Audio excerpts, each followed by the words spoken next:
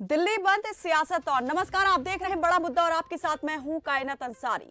दिल्ली एक हफ्ते के लिए लॉकडाउन है। कोरोना की बढ़ती रफ्तार और लड़खड़ाते हेल्थ सिस्टम ने दिल्ली की आप सरकार को यह फैसला लेने पर मजबूर कर दिया। पिछले कुछ रोज से जिस बात का अंदेशा था वो सच साबित हुई। सरकार ने स्वास्थ्य सेवाओं की बिगड़ती हालत का हवाला देते हुए एक हफ्ते के लिए कड़ा प्रतिबंध तो लगा दिया है, लेकिन अब इस पर सियासत भी शुरू हो गई है।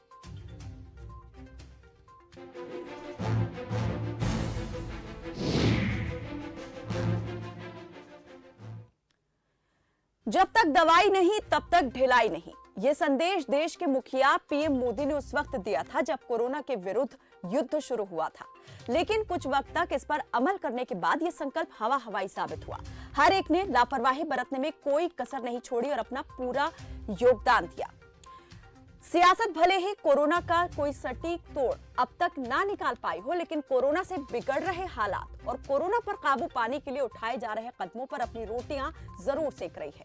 राजधानी दिल्ली में कोरोना से बिगड़ते हालात को देखते हुए सीएम केजरीवाल ने अगले सोमवार यानी 26 अप्रैल तक कर्फ्यू का ऐलान किया है, क्योंकि दिल्ली में कोरोना संक्रमण की दर 30% तक पहुंच गई है। रविवार को राजधानी में 25,462 नए संक्रमित मिले और 161 कोरोना संक्रमित मरीजों की मौत हो गई। इस सब को देखते हुए सीएम केजरीवाल ने एक हफ्ते के लिए दिल्ली में कर्फ्यू लगाने का ऐलान कर दिया है।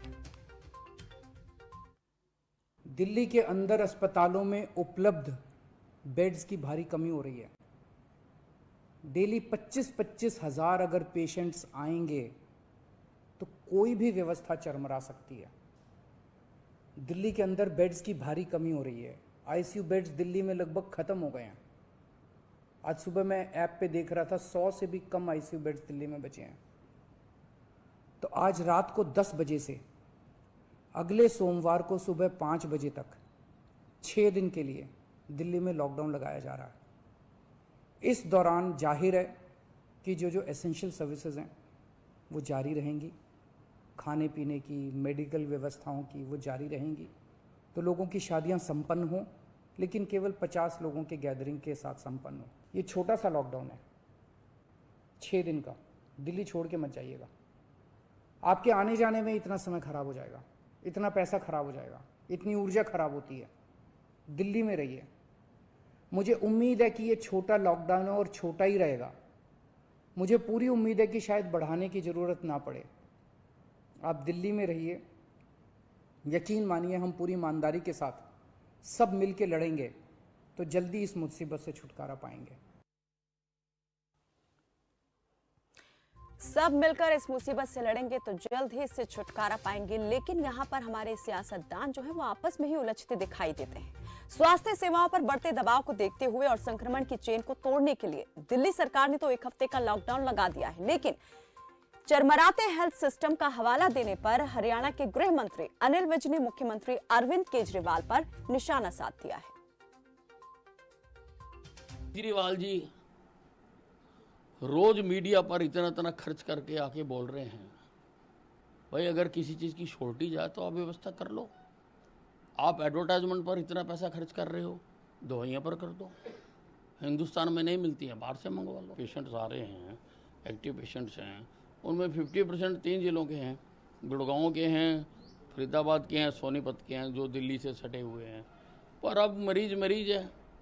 अब दिल्ली में नहीं उनको व्यवस्था हो पा रही होगी और वो हमारे पास अगर आ गए हैं तो हम तो धक्का नहीं मार सकते ना जी। हम तो अपने पूरी क्षमता अनुसार उनको इलाज देने की कोशिश कर रहे हैं। एक हफ्ते के लिए दिल्ली को बंद करने के दिल्ली सरकार के फैसले में कितना दम है और इस पर सियासत क्यों गर्म है, इस पर करेंगे चर्चा। और बात करने के लिए हमारे साथ जुड़े हैं आप प्रवक्ता अतहर जैदी, हेल्थ एक्सपर्ट शरद लखोटिया और आर्थिक मामलों के जानकार आर.के. आर्या। कुछ ही देर में हमारे साथ बीजेपी प्रवक्ता भी जुड़ेंगे, सतीश गर्ग। बहुत स्वागत है आप सभी मेहमानों का हमारे साथ इस बातचीत में जुड़ने के लिए। सबसे पहले मैं आप प्रवक्ता अतहर जैदी से सवाल करना चाहूंगी। अतहर जी, हरियाणा के गृह मंत्री कहते हैं कि आप जो है मुख्यमंत्री अरविंद केजरीवाल हर रोज विज्ञापनों पर कितना पैसा खर्च कर रहे हैं, इतना दवाइयों पर करते तो शायद ये नौबत नहीं आती। आज आप हेल्थ सिस्टम को कोस रहे हैं, इस प्रचार पर आप कितना पैसा खर्च कर चुके हैं, ये पैसा अगर कहीं और लगता तो शायद ये नौबत आती ही नहीं। देखिए, शर्म आनी चाहिए अनिल विज जी को। ऐसे वक्त में जब हम सब लोगों को साथ मिलके महामारी से लड़ने की जरूरत है, तब अनिल विज तो हरियाणा में बैठ के सियासत कर रहे हैं। उनको शर्म आनी चाहिए। उनको ये देखना चाहिए कि उनकी जो केंद्र की सरकार है उसने क्या किया। आज आप देखिए, प्रधानमंत्री जी बंगाल में कितनी बड़ी बड़ी रैलियां कर रहे हैं, अमित शाह जी बंगाल में जाके कितनी बड़ी बड़ी रैलियां कर रहे हैं।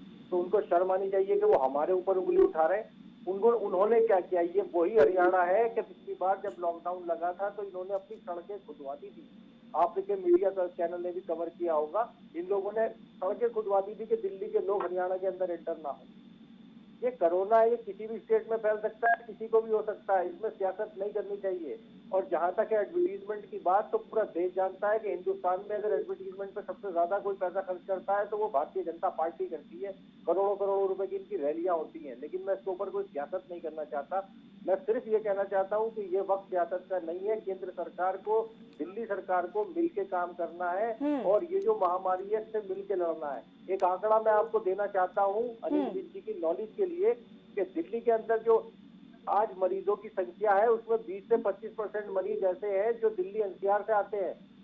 तो दिल्ली का जो इंफ्रास्ट्रक्चर है वो सबको संभाल रहा है, दिल्ली के मरीजों को भी संभाल रहा है, एनसीआर के मरीजों को यही भी आंकड़ा संभाल रहा है। तो अनिल विज भी दे रहे हैं। उनका कहना है कि दिल्ली से सटे हुए जो शहर हैं, जो जिले हैं, वहां से अधिकतर मरीज जो है हरियाणा के अंदर एंटर कर रहे हैं। गुड़गांव की बात उन्होंने की, फरीदाबाद की बात की, सोनीपत की बात की।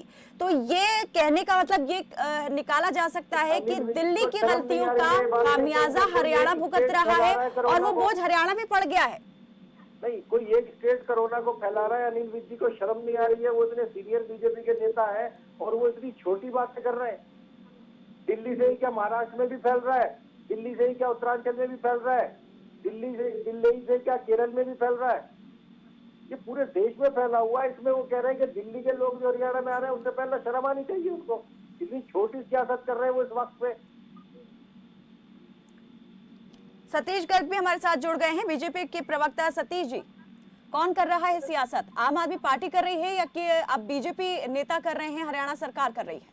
अभी ये कह रहे थे आम आदमी पार्टी के प्रवक्ता कि दिल्ली के अंदर बाहर से एनसीआर से आ रहे, तब इनको शर्म नहीं आ रही थी। इनको ये नहीं पता कि हमारे तो मुख्यमंत्री भी बाहर से आया हुआ है। लेकिन इनको सियासत करनी आती है, लेकिन जब इन पर अटैक होता है तो तुरंत रिवर्ट करते हैं। मैं जानता हूं दिल्ली के अंदर जिस तरह पिछले एक हफ्ते के अंदर त्राही त्राही मची हुई है। मेरे सैकड़ों जानकार जाकर जब दिल्ली के अंदर बिल्कुल कुछ भी साधन नहीं मिले, कोई नोएडा के अंदर, कोई गाजियाबाद के अंदर और कहीं कहीं पर कोई गुड़गांव के अंदर दाखिल हुआ है। लेकिन इनको सिर्फ सियासत करनी आती है।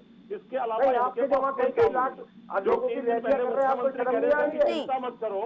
जैदी जी, क्या अगर जानकारी दे रहे हैं दिल्ली की जनता को मुख्यमंत्री अरविंद केजरीवाल मीडिया के माध्यम से आगे कि अभी स्वास्थ्य सेवाओं का क्या हाल है, कितनी उपलब्ध है यहाँ पर अस्पतालों में जगह, कितनी अभी हमारे पास जो है व्यवस्थाएं बची हुई हैं और कितना आगे हालात खराब हो सकते हैं, क्या ये गलत है?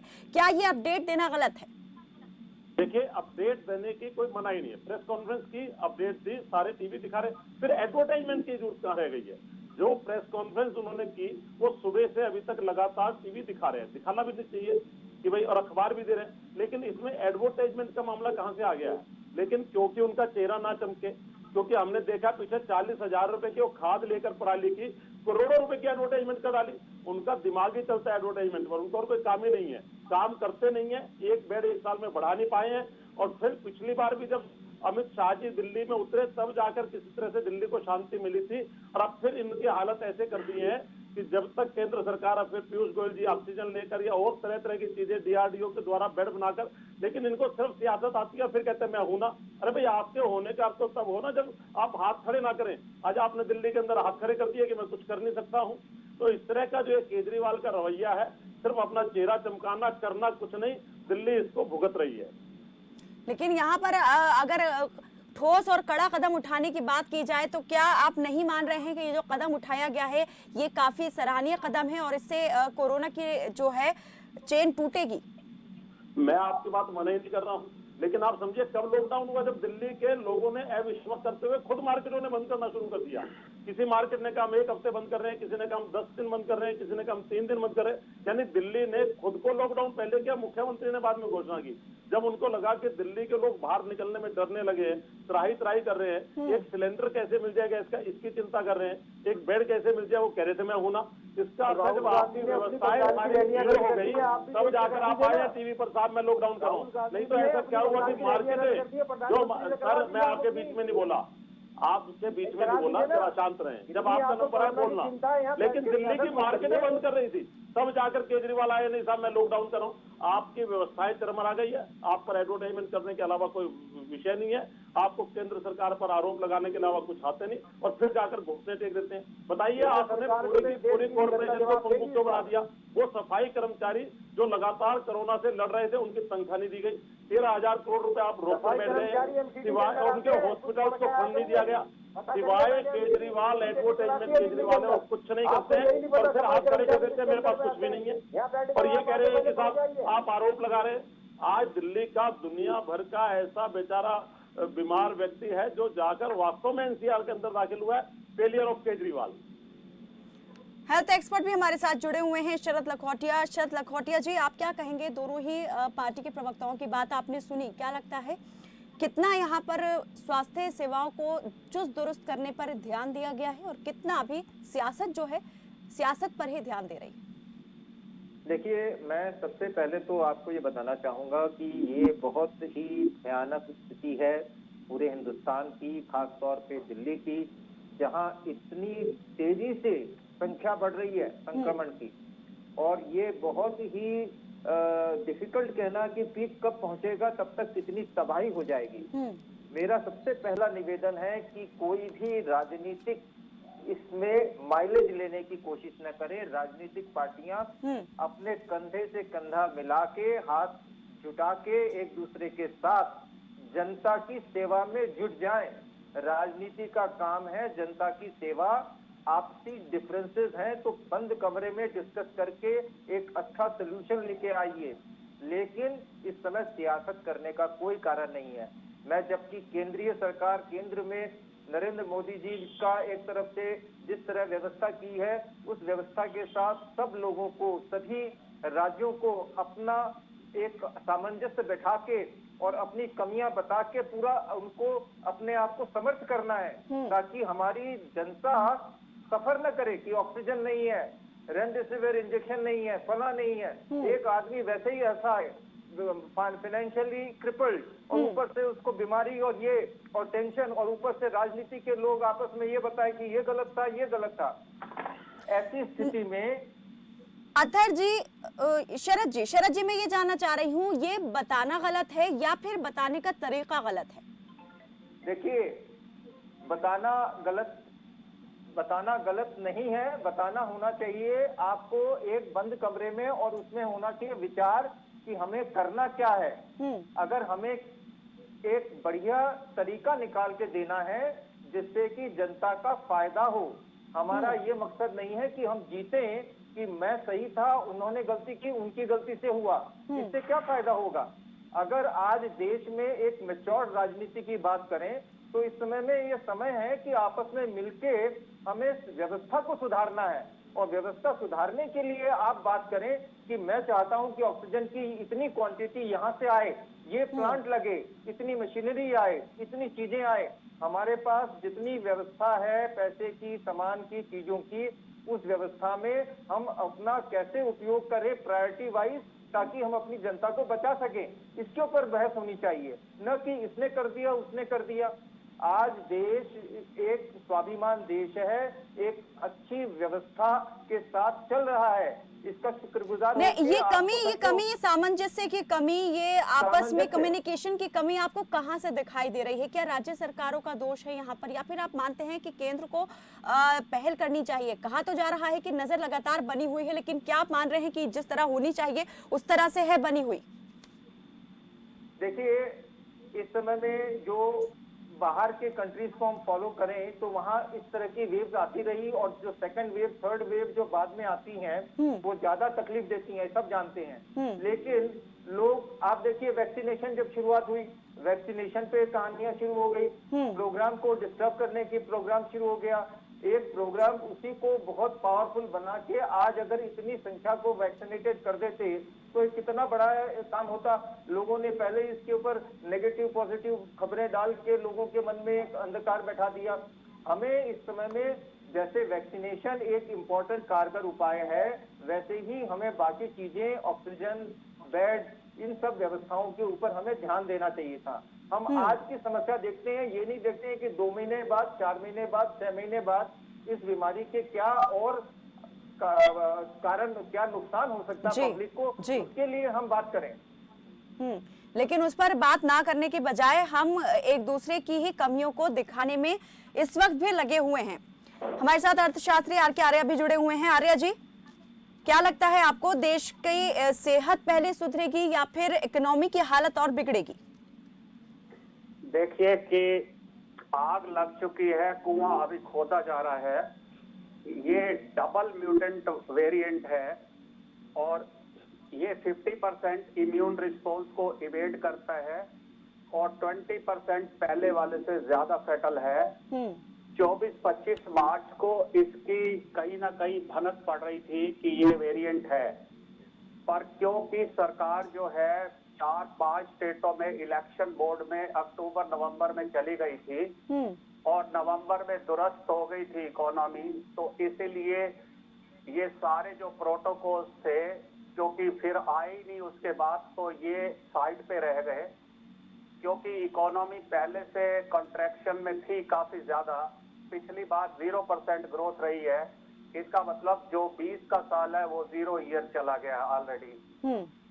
तो ये हेल्थ मिनिस्ट्री को भी बताया गया था कि ये जो है, जो म्यूटेंट है, इसका जीनोम सीक्वेंसिंग कर ली जाए, परंतु क्योंकि बड़े बड़े लीडर्स जो थे वहां पे बिजी थे, इसीलिए इसकी जीनोम सीक्वेंसिंग नहीं की गई, जिसकी वजह से ये फैटल हो गया। अभी फिलहाल अब जो 7 दिन का लॉकडाउन है, मेरा अंदाजा है कि जिस तरह से इसका फैटेलिटी रेट बहुत ज्यादा है, 30% के आसपास है पॉजिटिविटी रेट, और अब ये जो RT-PCR है ये भी काम नहीं कर रहा।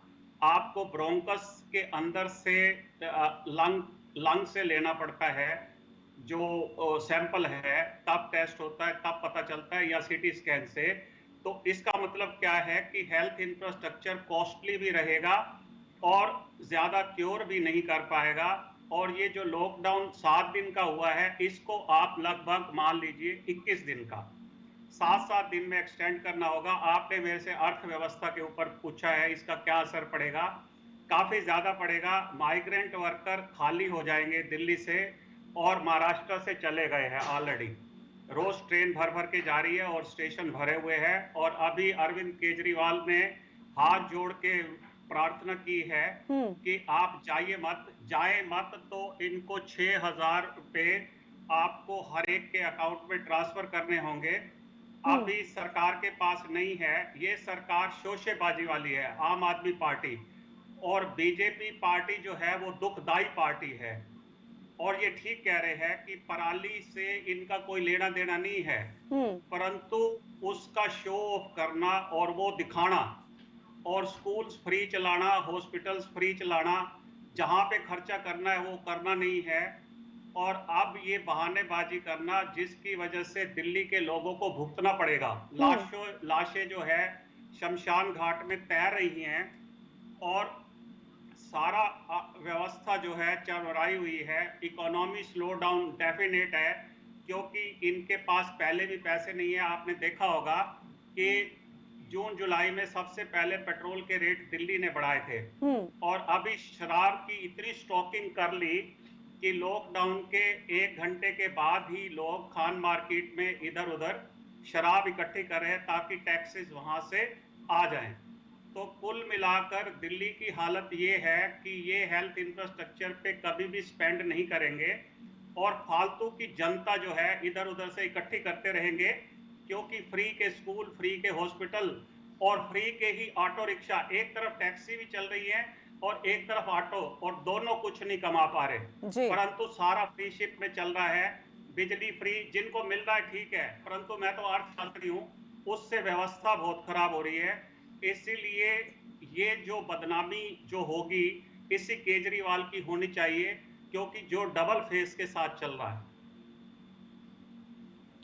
अथर जी, क्या कहेंगे? सरकार की नीतियां आज जिम्मेदार हैं। आपने तो कह दिया कि हर एक हेल्थ इंफ्रास्ट्रक्चर की अपनी सीमाएं होती हैं। जो तनाव इस वक्त झेल रहे हैं वो बहुत ज्यादा और बढ़ता जा रहा है। क्या ये आप सरकार की अपनी भी गलतियां हैं जिसका खामियाजा आज दिल्ली की जनता भुगत रही है? सब एक्सपर्ट ने अपनी बात रख दी। अब मैं आपसे कुछ थोड़ा सा वक्त चाहता हूँ कि मुझे सुन लें। पिछले साल ये कोरोना वायरस आया, पूरी दुनिया में ये एक साथ आया था, ठीक है। आज अगर आप अमेरिका की बात करेंगी तो अमेरिका के अंदर 30 करोड़ लोग रहते हैं, जो 60 करोड़ वैक्सीन अमेरिका ने अपनी स्टॉक में तैयार करके रख ली है, ठीक है। और अगर जरूरत पड़ी तो उनके पास ऑलरेडी स्टॉक है, उन्होंने एक्सपोर्ट अपना बिल्कुल बंद कर दिया है। हमारे देश की अगर आप बात करें तो हमारे देश के अंदर आपने सिर्फ 2 कंपनियों को वैक्सीन बनाने का मौका दिया, जबकि हिंदुस्तान के अंदर दुनिया में सबसे ज्यादा वैक्सीन बनाने वाली कंपनियां हैं। उसके बाद आपने बैरियर लगा दिए कि पहले इस एज के व्यक्ति को लगेगा, फिर इस एज के व्यक्ति को लगेगा।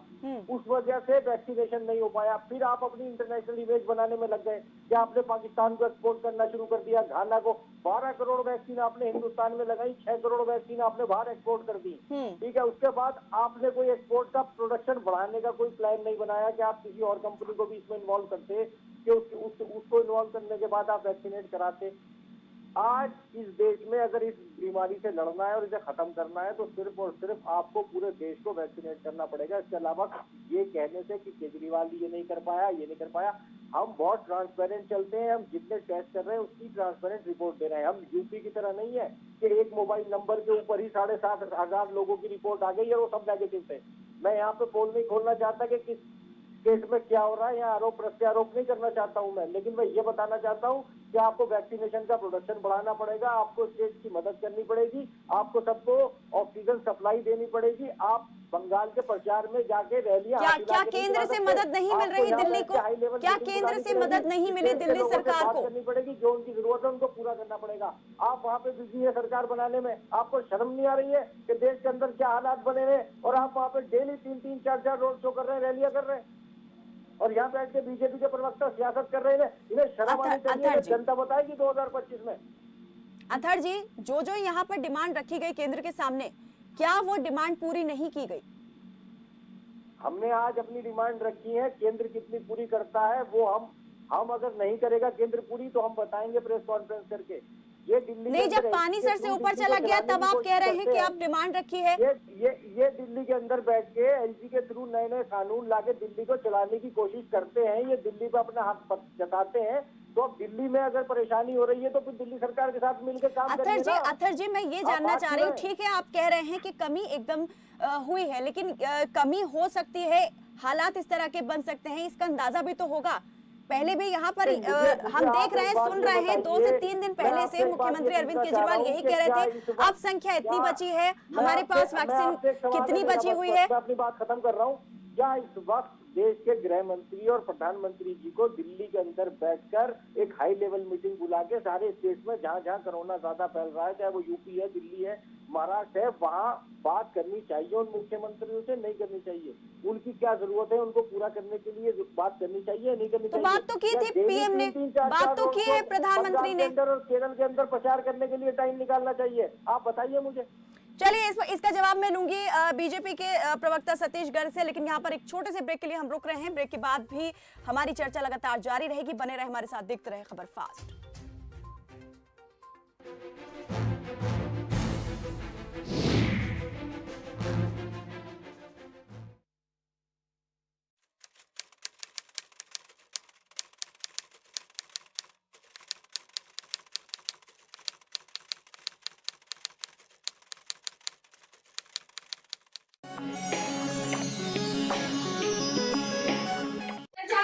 नमस्तुभ्यम नमाम्यहं सहोत्र।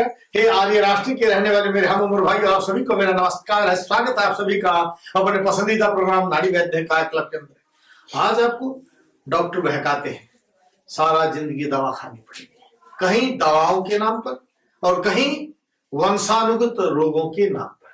वंशानुगत रोग कौन से होते हैं, पहले ये समझिए।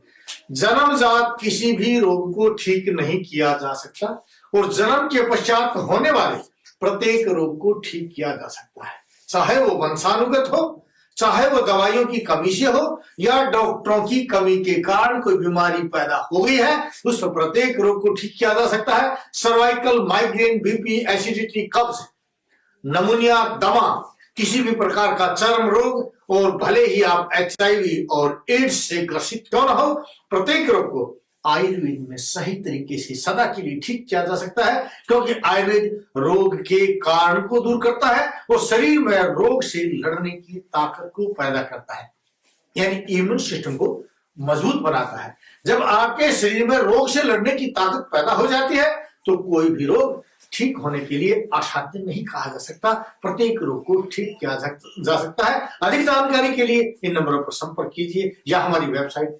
nvkbhat.com पर जाइए। समय जो तेजी से बदल रहा है, इस तेजी से बदलते समय के साथ बदलती है दुनिया तेजी से। देश हो या विदेश, मनोरंजन हो या खेल, 25 मिनट में देश विदेश की हर खबर पहुंचेगी आप तक। न्यूज शॉर्ट्स सिर्फ खबर फास्ट पर। गुरु तेग बहादुर ਸਾਹਿਬ ਸ੍ਰੀ ਗੁਰੂ ਤੇਗ ਬਹਾਦਰ ਮਹਾਰਾਜ ਜੀ ਦਾ ਇਹ ਵਰਸਾਇਆ ਹੋਇਆ ਨਗਰ ਸ੍ਰੀ ਅਨੰਦਪੁਰ ਸਾਹਿਬ 19 ਜੂਨ 1665 ਈਸਵੀ ਨੂੰ ਬਿਲਾਸਪੁਰ ਦੇ ਰਾਜਾ ਦੀਪ ਚੰਦ ਦੀ ਵਿਧਵਾ ਰਾਣੀ ਮਹਾਰਾਣੀ ਚੰਪਾ ਦੇ ਕੋਲੋਂ ਮੁੱਲ ਖਰੀਦ ਕਰਕੇ ਇਸ ਨਵੇਂ ਨਗਰ ਦੀ ਦਾਤਾਰ ਸਤਿਗੁਰੂ ਜੀ ਨੇ ਨੀਂਹ ਰੱਖੀ।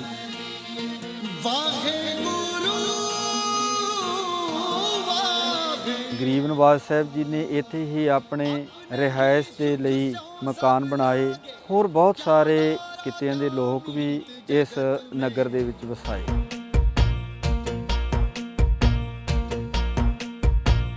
ਇਸ ਸਥਾਨ ਤੇ ਸ੍ਰੀ ਗੁਰੂ ਤੇਗ ਬਹਾਦਰ ਜੀ ਦੇ ਸ਼ਹੀਦ ਦਾ ਸੰਸਕਾਰ ਹੋਇਆ ਸੀ।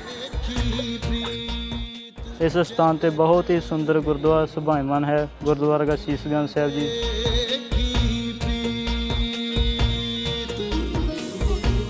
11 ਨਵੰਬਰ 1675 ਨੂੰ ਗੁਰੂ ਤੇਗ ਬਹਾਦਰ ਜੀ ਦੀ ਸ਼ਹੀਦੀ ਹੁੰਦੀ ਹੈ ਅਤੇ ਉਹਨਾਂ ਦਾ ਸੀਸ ਭਾਈ ਜੈਤਾ ਜੀ ਪੜਾਅ ਦਰ ਪੜਾਅ ਹੁੰਦੇ ਹੋਏ ਗੁਰਦੁਆਰਾ ਸ਼ੀਸ਼ਗੰਜ ਸਾਹਿਬ ਵਿਖੇ ਪਹੁੰਚਦੇ ਹਨ ਅਤੇ ਇੱਥੇ ਉਹਨਾਂ ਦਾ ਸੰਸਕਾਰ ਕੀਤਾ ਜਾਂਦਾ ਹੈ।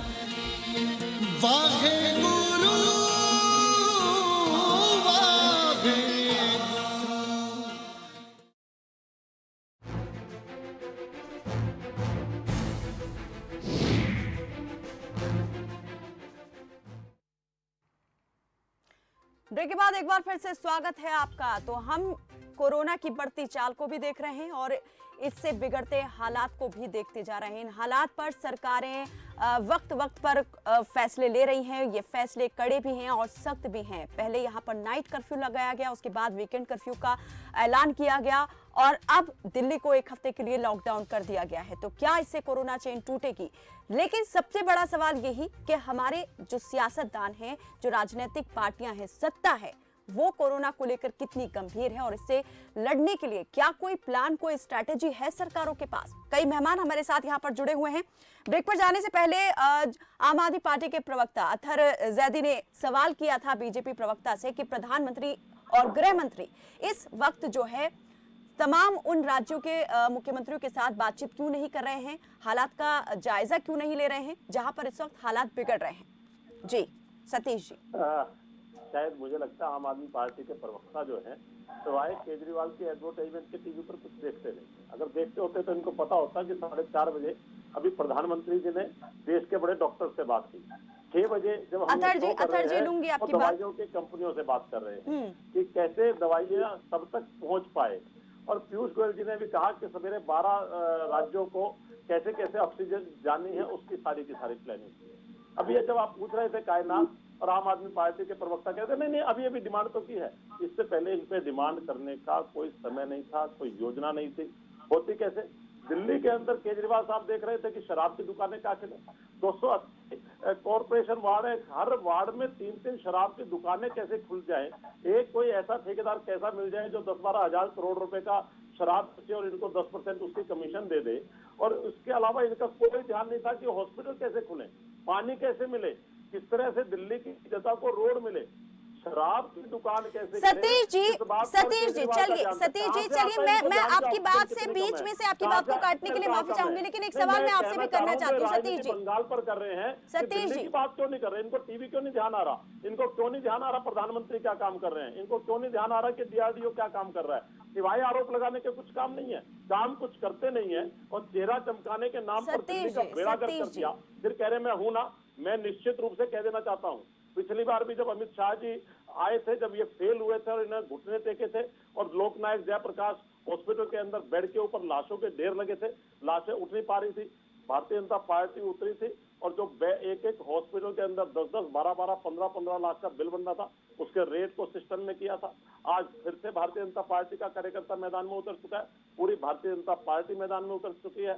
निश्चित रूप से मैं पूरी दिल्ली सर इस वक्त कार्यकर्ताओं के मैदान में उतरने से कुछ नहीं होगा। यहाँ पर काम कर रहे हैं, स्वास्थ्य कर्मियों को मोर्चा संभालने से और उन्हें पूरी व्यवस्थाएं सुविधाएं मिलने से ही कुछ होने वाला है, हालात बदलने वाले हैं। लेकिन हमारा हेल्थ सिस्टम सरकार लगी है, कितना मजबूत है और कितना कमजोर है? मैं ये कह रहा हूँ आपको अगले 2-3 दिन के अंदर हालात बदले हुए दिखाई देंगे। दिल्ली के अंदर पूरे के पूरे ITBP के सेना के बहुत सारे हॉस्पिटल्स के अंदर काम शुरू हो गया और बहुत सारे बेडों की व्यवस्था भारतीय जनता पार्टी और केंद्र सरकार कर रही है।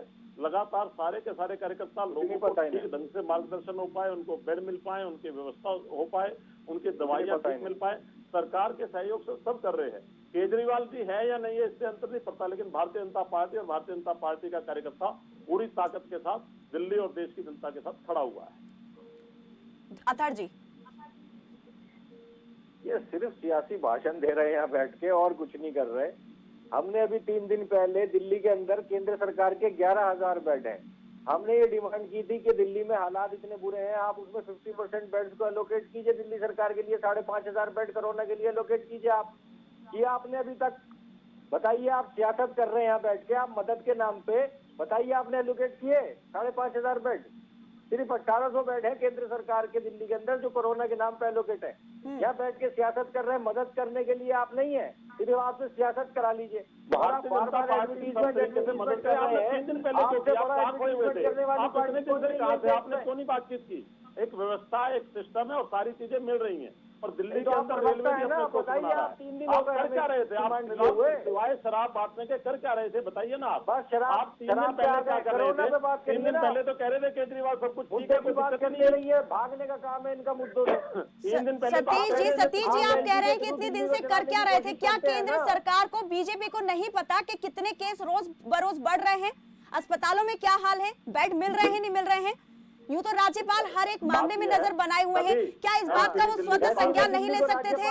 खुद मुख्यमंत्री को नहीं बुला सकते थे? दिल्ली के पास एमसीडी के अंदर हिंदूराव हॉस्पिटल के अंदर हॉस्पिटल शुरू किया गया परसों ही, और जहां पर जो भी साधन है केंद्र सरकार हो और कॉर्पोरेशन हो और भारतीय जनता पार्टी सभी तरह की हर व्यवस्था के अंदर लगी है और पूरी तरह से दिल्ली की जनता के साथ डॉक्टर हड़ताल पे बैठे हुए थे। हेल्थ एक्सपर्ट बैठे हुए हमारे साथ में, वो बताएंगे शरद लखोटिया जी। शरद जी, जितनी तैयारी के दावे हो रहे हैं, क्या आपको लगता है उस हिसाब से तैयारियां की गई हैं? कोई स्ट्रैटेजी है इस हालात से लड़ने के लिए सरकारों के पास? देखिए, हमारी नींद तब जगती है जब स्थिति और जिसको बोलते हैं ना पानी सर से ऊपर चढ़ जाता है। पहली बार भी जब वेव आई थी ऐसे ही, और उस समय में बहुत भयानक स्थिति थी, हमारा नया एक्सपीरियंस था। तो हमारे यहाँ के राज्य के मुख्यमंत्री मिले अमित शाह जी से और उन्होंने मिलके एक प्रोग्राम किया और उन्होंने पूरा मुख्यमंत्री ने कहा कि हमें पूरा सेंटर से सहयोग मिला, इसलिए हम कंट्रोल कर पाए हैं। फिर ये वापस अभी स्थिति आई, फिर ये मिल रहे हैं। ये प्रॉब्लम ये है कि ये पहले क्यों नहीं मिलके आपस में स्थिति डिस्कस करके एक समान व्यवस्था बनाए और उसका राजनीतिक फायदा लेने का न सोचें, क्योंकि आज ये पब्लिक है जिसकी वजह से राजनीति है, इसके वजह से ये देश है। तो पब्लिक को इग्नोर करें। हेल्थ और वार दो ऐसी सिचुएशन है जहां राजनीति बिल्कुल नहीं होनी चाहिए, जीरो टॉलरेंस होनी चाहिए। यहाँ सिर्फ हमें मरीज और यहाँ की जनता को कैसे बचाना है, कैसे उसके स्वास्थ्य का ध्यान रखना है, कैसे इस महामारी से बचा सकते हैं। शरद जी, क्या आपको ये तर्क सही लग रहा है या अटपटा मालूम होता है कि मुख्यमंत्री अरविंद केजरीवाल ने पहले से मदद नहीं मांगी तो इसलिए ध्यान ही नहीं दिया गया, और यह अब आखिरी वक्त में जब पूरी तरीके से हालात बेकाबू हो चुके हैं अब इन्होंने मदद मांगी है? क्या आपको सही लगता है? मैं आपको एक मेडिकल कारण बताता हूं कि विश्व में जहां जहां इस तरह की महामारी आई है, एक वेव गई है, दूसरी वेव आई है जो उससे भी भयंकर है। इसका मतलब है कि हमारे को 3-4 महीने पहले से एक इंफॉर्मेशन मिल रही है, क्योंकि हिंदुस्तान करीब 2-3 महीने पीछे आया है महामारी के दौर में, दुनिया आगे बढ़ गई थी उस समय में। तो हमें समझ में आ गया था कि ये आ सकता है। लोगों ने इसको इतना कैजुअल ले लिया जैसे कि अब तो चली गई महामारी, अब तो होनी नहीं है। ये जो हमारी नीति रही है और हमने इस पे ध्यान नहीं दिया, यहीं पे कारण है। मुझे सेंटर और स्टेट की लड़ाई के अंदर मैं नहीं हूँ, लेकिन ध्यान रखना इंपॉर्टेंट है पब्लिक का कि उस एक्सपीरियंस को लेके आपने क्या तैयारी की, और आप जवाबदेही जो जहां जवाबदेही जिसकी है उसको जवाबदेही देनी ही पड़ेगी। हम छोटी छोटी बात पे सियासत कर लेते हैं।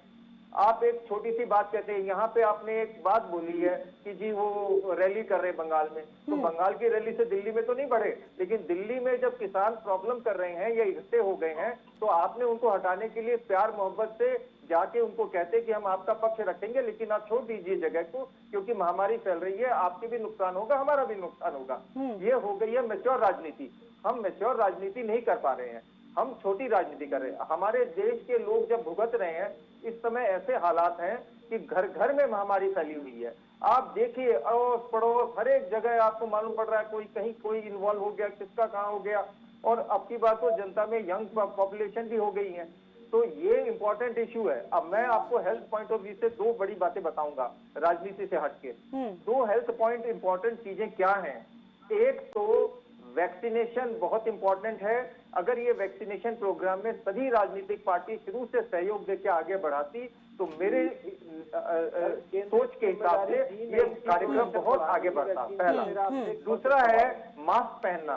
मास्क पहनने की विधि हम सब लोगों को सीखनी है। आज इतनी महामारी फैल रही है, फिर भी हम आज सड़क पे घूम रहे हैं, गए हैं कई जगह पे, तो मैंने देखा कि वही नाक खुला हुआ है, मुंह पे लगाया हुआ है। कई लोगों ने तो मास्क लगाने की जरूरत ही नहीं समझी है, आज भी नहीं समझ पा रहे हैं। तो ये लापरवाही कहां से आ गई? जो लोग पहले पत्थर की लकीर समझते थे कहे गए अल्फाज को, आज वो उन अल्फाज को हवा में उड़ा रहे हैं। ऐसा क्यों हुआ एकदम से, अचानक से? तो ये इम्पोर्टेंट है। मास्क पहनने का एक विधि मैं आपको बताऊंगा, बार बार समझाया जा रहा है कि मास्क आपके नाक और मुंह को पूरा कवर करते हुए और कहीं स्पेस न दे जहां से हवा घुस सके। अगर आपने ये काम किया तो आपका प्रोटेक्शन 95% पॉसिबिलिटी है कोरोना से आपने बचाव कर लिया है। अगर हवा चली गई तो आपका प्रोटेक्शन 40% से ज्यादा नहीं रहेगा। सबसे इंपॉर्टेंट, राजनीतिक पार्टियां अपने वर्कर के थ्रू ये मैसेज फैलाएं हर जगह पे कि मास्क पहना कि नहीं।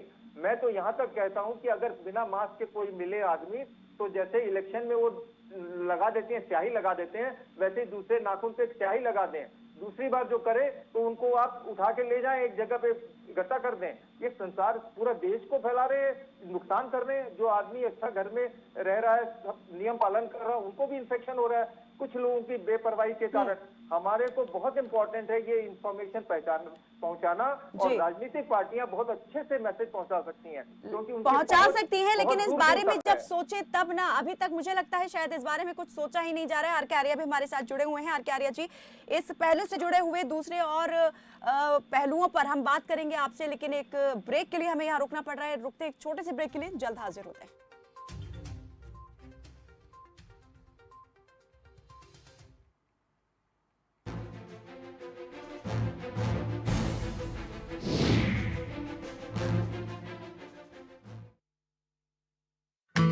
घर पे हैं तो क्या हुआ, net plus broadband unlimited internet है ना, सब चलता रहेगा। अपनों के साथ वीडियो कॉलिंग, घर से ऑफिस का काम भी, ऑनलाइन स्ट्रीमिंग भी। नेट प्लस अनलिमिटेड इंटरनेट पूरे घर के लिए। अभी बुक करें 70-875 70-875 या कॉल करें अपने नजदीकी केबल ऑपरेटर को। क्या आप भी चाहते हैं अपने बच्चों का भविष्य संवारना? तो तनेजा पब्लिक स्कूल लाया है एक सुनहरा मौका। Admissions are open. यहाँ आपके बच्चों को न केवल शिक्षा बल्कि उन्हें मिलेगी कई सारी अन्य सुविधाएं। Qualified, educated and inspiring faculty, well furnished classrooms, creating English atmosphere and providing quality education. Audio visual and play way method of teaching, personal and intensive care. पता Taneja public school, Ambala, Jagadhri road, Ambala cantt. अधिक जानकारी के लिए संपर्क करें। सेहत से जुड़ा हो कोई भी सवाल, विशेषज्ञ बताएंगे समाधान। कैसे रहें निरोग और स्वस्थ। आपका डॉक्टर अब नए समय पर, रोजाना दोपहर 1:55 पर, सिर्फ खबर फास्ट पर।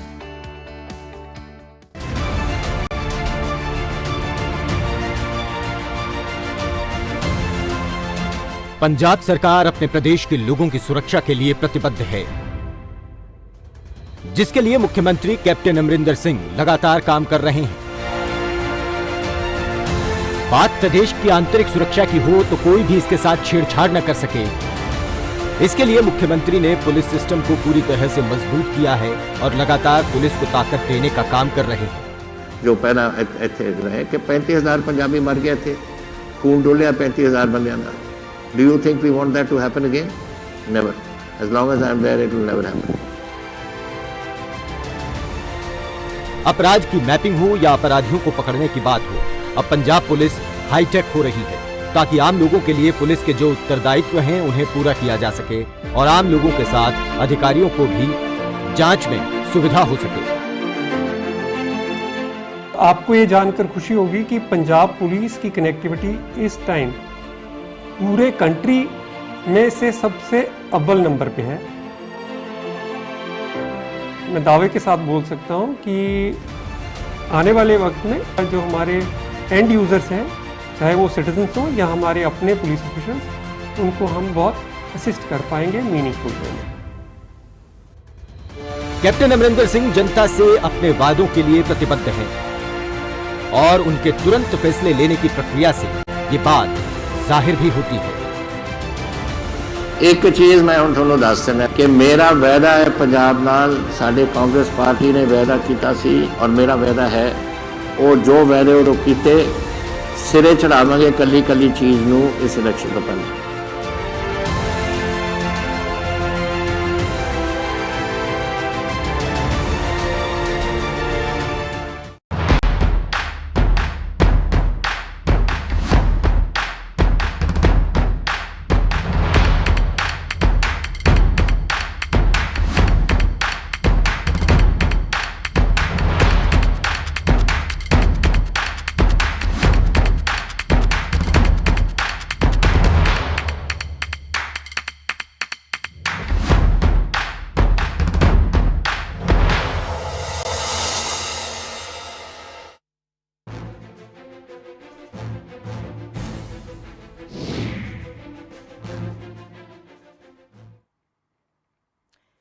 ब्रेक के बाद एक बार फिर से स्वागत है आपका। दिल्ली बंद है लेकिन इस पर सियासत ऑन है। हम देख रहे हैं कि कोरोना से लड़ाई में हमारी सरकारें अलग अलग रवैये और अलग अलग ढर्रे पर चल रही हैं। कहीं पर आस्था की डुबकी लग रही है तो कहीं पर लोकतंत्र का पर्व चुनाव हो रहा है, कहीं पर पूरी तरह से पाबंदी है तो कहीं पर पूरी तरह से छूट मिली हुई है। आखिर ऐसा क्यों है? क्या इस तरह से हम कोरोना की जंग जीतने वाले हैं? एक साल पहले जहां पूरा देश एक स्वर में एक साथ एक कतार में खड़ा हुआ था कोरोना से लड़ाई लड़ने के लिए, आज वही देश तितर बितर क्यों दिखाई दे रहा है? इसके कारण क्या है और इस लड़ाई में आगे क्या कदम उठाए जाने जरूरी हैं? अर्थव्यवस्था की हालत लगातार बिगड़ती जा रही है। अर्थव्यवस्था को संभालने के लिए सरकारों ने ढील दी थी लेकिन ये ढील अब सेहत पर भारी पड़ती दिखाई दे रही है। हालात इस तरह से देखे जा रहे हैं कि तस्वीरें बहुत भयावह रूप लेकर सामने आ रही हैं। शमशान, कब्रिस्तान सब कुछ फुल होते दिखाई दे रहे हैं। अस्पताल में जगह नहीं बची है मरीजों के लिए। तो ऐसे में स्वास्थ्य सिस्टम चरमरा चुका है। दिल्ली सरकार ये स्वीकार कर चुकी है कि स्वास्थ्य सुविधाएं जो हैं वो इस वक्त बेहद तनाव में है, बहुत ज्यादा प्रेशर में है। तो ये प्रेशर कैसे कम होगा, किस तरह की स्ट्रैटेजी सरकारें अपनाने वाली है? दिल्ली में 7 दिन का लॉकडाउन हुआ है, अगला नंबर किसका है? क्या ये आगे भी खिंचेगा? इस पर बातचीत जारी है और ब्रेक पर जाने से पहले मैं आर के आर्या जी से सवाल करना चाह रही थी इससे जुड़े हुए, इस फैसले से जुड़े हुए और पहलुओं का। आर्या जी, दिल्ली को 7 दिन के लिए बंद कर दिया गया है, लेकिन क्या आपको लगता है, आपने पहले भी कहा कि इसे 21 दिन का मानना चाहिए, क्या हालात इस तरह के आप देख रहे हैं और बनेंगे? जो चेन तोड़ने की तैयारी 7 दिन के अंदर सरकार ने की है, क्या वो टूटेगी?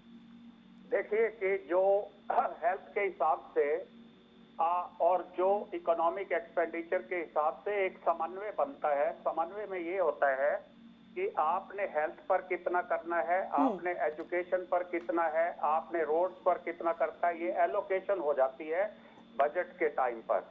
अब सवाल क्या है, दिल्ली के अंदर 2 तरह के हॉस्पिटल्स हैं। एक दिल्ली गवर्नमेंट के है, जैसे लोकनायक जयप्रकाश नारायण, दीनदयाल उपाध्याय, और कुछ सेंट्रल गवर्नमेंट के है, और आर्मी का भी बहुत बड़ा 500 बेड का हॉस्पिटल है।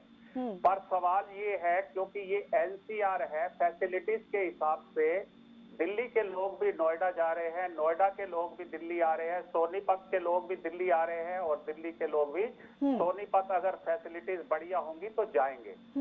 अब इस महामारी के दौरान में जब इंटेंसिटी बढ़ जाती है, जब पेशेंट्स का आना बहुत बढ़ जाता है, तो कोई भी फैसिलिटी कम पड़ जाएगी। उसका समाधान ये नहीं है कि बेड्स को बढ़ा लेना हमेशा के लिए, उसको मेंटेन कौन करेगा, डॉक्टर्स को बढ़ा लेना, उनको हर महीने सैलरी कौन देना, नर्सिस को बढ़ा लेना, उनको सैलरी कौन देगा।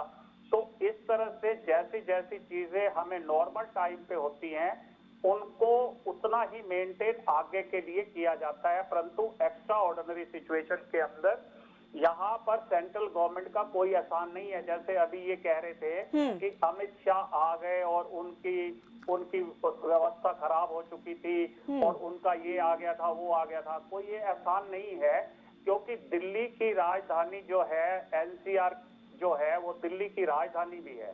तो इसलिए दिल्ली के अंदर स्वाभाविक है कि सेंट्रल गवर्नमेंट जो है हमेशा विजिल रखे और ध्यान रखे।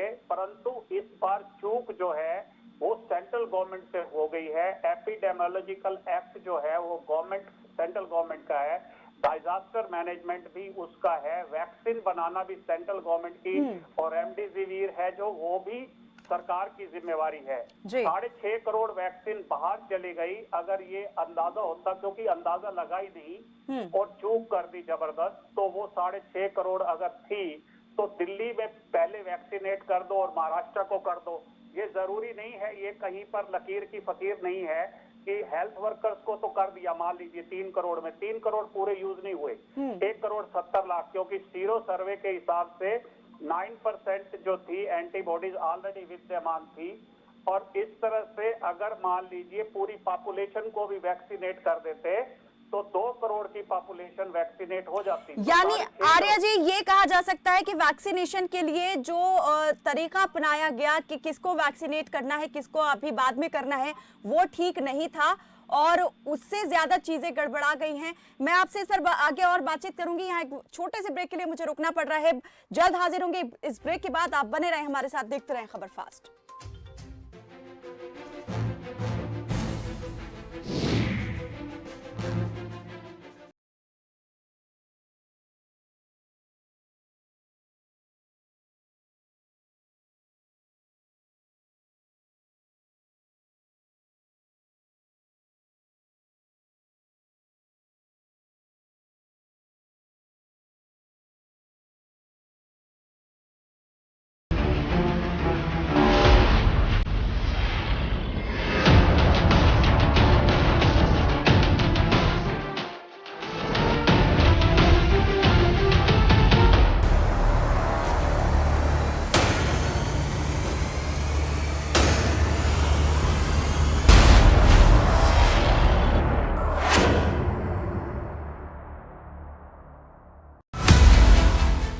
घरेलू हिंसा अब और नहीं, लड़कियों से छेड़छाड़ का अब दौर नहीं।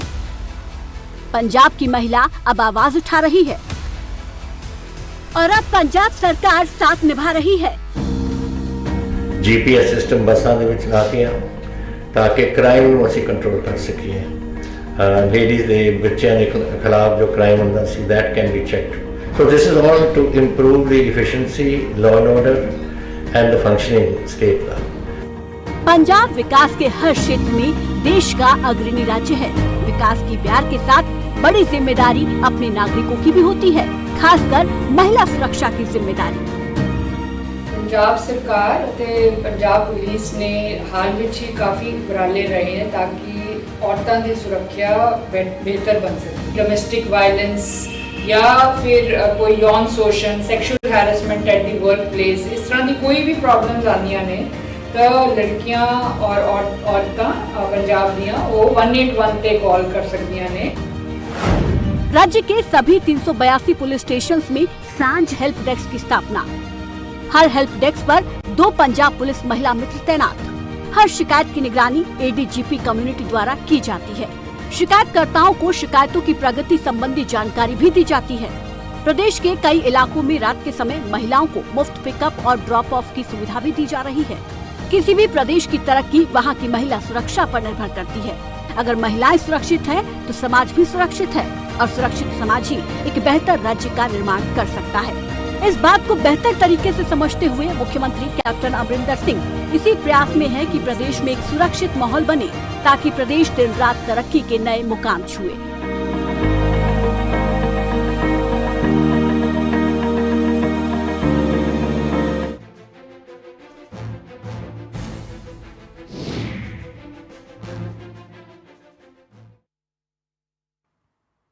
ब्रेक के बाद स्वागत है आपका। और जिम्मेदारी सरकार की होती है, हालात चाहे कितने ही खराब क्यों ना हो उन्हें संभालना शासन प्रशासन का ही जिम्मा होता है। लेकिन इस वक्त हम यहाँ देख रहे हैं कि आरोप प्रत्यारोप जो है वो चरम पर है और सभी एक दूसरे पर जिम्मेदारी डाल करके अपना पल्ला झाड़ रहे हैं। आर.के. आर्या हमारे साथ जो है हेल्थ अर्थशास्त्री जुड़े हुए हैं, उनसे बात हो रही थी ब्रेक पर जाने से पहले भी।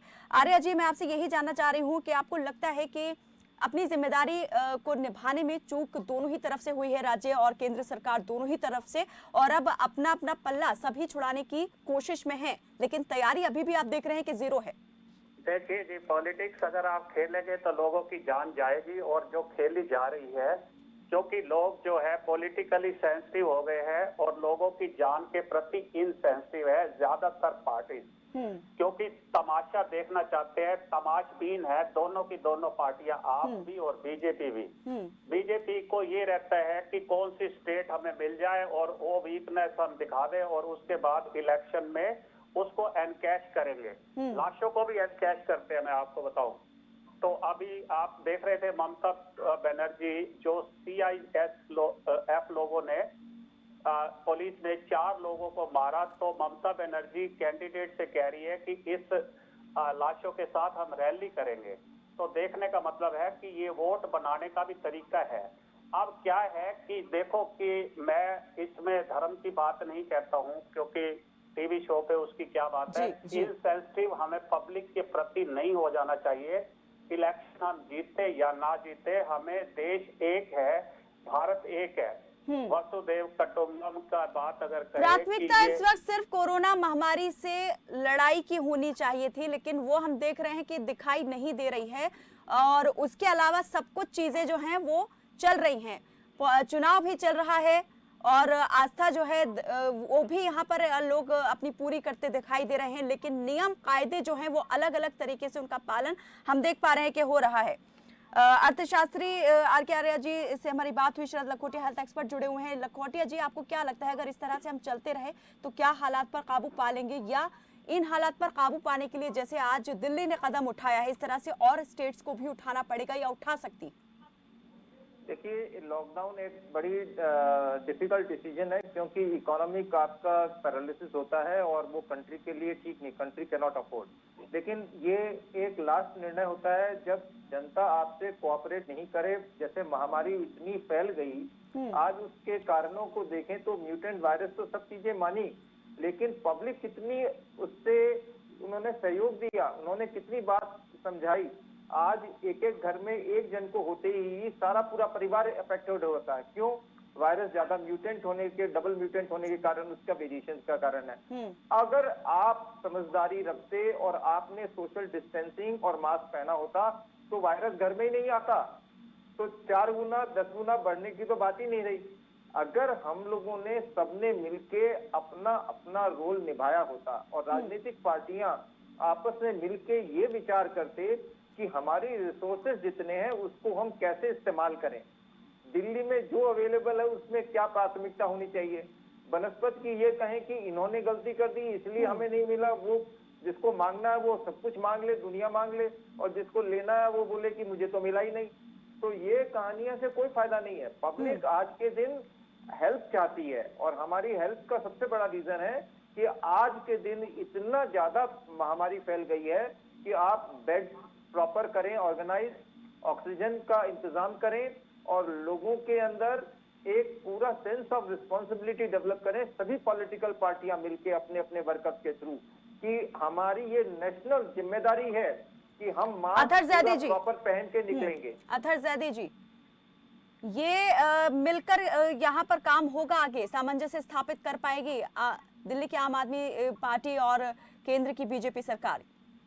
तो ये बात हम तो शुरू से पहले दिन से ये बात हम कह रहे हैं कि दिल्ली जो है वो यूनियन टेरिटरी है, इसमें हमें केंद्र सरकार के साथ मिलकर काम करना पड़ेगा।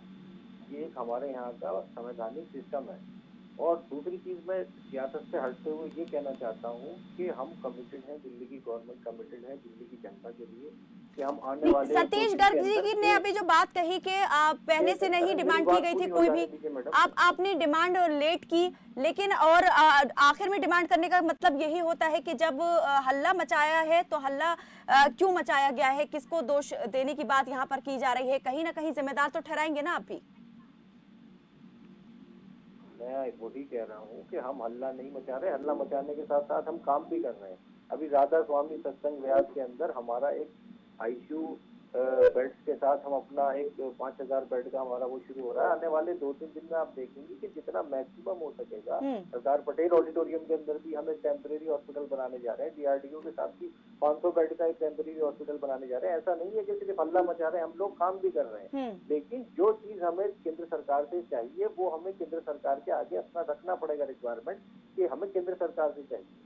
सतीश जी, जल्दी से अंतिम प्रतिक्रिया। हो रही है तो उसको रोकने की जिम्मेदारी केंद्र सरकार की है। कहना चाह रहा हूँ केंद्र सरकार नहीं रखती। जब ये केंद्र सरकार द्वारा किए गए कामों को अपना गिनाना चाह रहे हैं, मुझे कोई ऐतराज नहीं। दिल्ली में इनकी सरकार है, सब गिनवाएं, लेकिन दिल्ली के अंदर कॉर्पोरेशन भी है, उसके पास बहुत बड़ा नेटवर्क है। कृपया आप मुझे बोलने दें जयदीप जी, कृपया, और उसको किसी तरह से सहयोग करें। सिविक एजेंसियों को मिलकर काम करना है। ये जो कहना है ना कि मैं हूं ना, इस शब्द को छोड़िए, ये कहिए हम है ना, और अगर हम है ना कहेंगे तो चीजें निकल कर आएंगे। केंद्र सरकार की स्कीमों को अपना गिनाने या कॉर्पोरेशन की गिनाए, हमें एक अंतिम प्रतिक्रिया आर्या जी से मैं लेना चाहूंगी। आर्या जी, मिलना चाहिए। क्या लगता है कि कुछ नहीं और मैं हूं ना कहेंगे? ये लॉकडाउन का काउंटडाउन जारी है, देश के एक स्टेट में, राज्य में तो लग गया है, और भी आपको दिख रहा है कि और स्टेट भी इसकी जद में है? देखिए, डबलिंग रेट जब तक 14 दिन नहीं होगा, पीक ऊपर जाएगी। वो 21 दिन बैठते हैं, मैंने मैथमेटिकल मॉडल से वर्कआउट किया है जी। ये कहने की बातें है कि कोचिस के अंदर डॉक्टरी कर लेंगे और वहां पे एडमिट कर देंगे। शकूर बस्ती में 50 कोचिस जो है पीयूष गोयल ने खड़े कर दिए हैं। वो तो वैगन खड़े हैं, आप खड़े कर दोगे, उसमें क्या है। परंतु सवाल ये है, मैन पावर नहीं होती, पैरामेडिकल स्टाफ नहीं होता, मेडिकल क्वालिफाइड डॉक्टर्स नहीं होते। ये वेंटिलेटर आप क्या समझते हैं आसान होता है? ये सिर्फ डॉक्टर्स ही लगा पाते हैं और रेगुलेट करनी पड़ती है कितनी ऑक्सीजन का फ्लो जाएगा। आपको मालूम है कि ऑक्सीजन का फ्लो ज्यादा चला जाए या कम चला जाए तब तो डेथ हो ही जाती है, क्योंकि ये लंग्स को डीप में जाके अफेक्ट करता है। डबल म्यूटेंट जो है इसका असर अंदर तक होता है, व्हाइट सिल्वर पैचेस पड़ जाती है और जिससे ऑक्सीजन की सप्लाई बाहर से देना बड़ी जरूरी है और जो एक्सपीरियंस डॉक्टर है वही केवल दे सकते हैं। तो ये जो लुपड़ी चुपड़ी बातें हैं कि हम ये कर देंगे, हम वो बेड बना देंगे, ये सब झूठ है। और 21 दिन का लॉकडाउन लेगा, इकोनॉमी पैरालाइज करेगी डेफिनेटली। चलिए अतहर जी, जल्दी से अपनी बात रख दीजिए, आप कुछ कहना चाह रहे थे, मुझे चर्चा को समाप्त करना है। जो हमारे एक्सपर्ट बैठे हैं, मैं इनकी नॉलेज के लिए बता दूं कि दिल्ली के अंदर जितने भी मेडिकल कॉलेज हैं उनके 4th और 5th ईयर के जो स्टूडेंट्स हैं MBBS के, हमने उनको भी as a corona warrior in beds पे काम करने के लिए बोला है। तो ऐसा नहीं है कि हम बेड्स बढ़ा रहे हैं। चलिए, बेड्स की भी आप कह रहे हैं कि कमी पूरी होगी और डॉक्टर्स की भी कोई कमी नहीं आने दी जाएगी। बहुत बहुत शुक्रिया आप सभी मेहमानों का हमारे साथ इस बातचीत में जुड़ने के लिए। उम्मीद हम भी यही करते हैं कि जो हालात तेजी के साथ बिगड़ रहे हैं वो तेजी के साथ जो है सुधरेंगे भी, क्योंकि कोरोना से जंग मिलकर जीतनी है। लेकिन अक्सर इस लड़ाई में देखा गया है कि सियासत सीमाओं का फर्क करना शुरू कर देती है। इससे हालात इसे हालात की खुदगर्जी कहें या राजनीति, वजह चाहे जो हो, इस वक्त में अगर सरकारें एक दूसरे में यूं ही कमियां खामियां निकालती रही तो शायद हम इस लड़ाई को और मुश्किल कर लेंगे। याद सिर्फ एक बात रखनी है कि लड़ाई एक दूसरे से नहीं, कोरोना से लड़नी है। फिलहाल के लिए मेरे साथ बस इतना ही। आप देखते रहें खबर फास्ट। नमस्कार।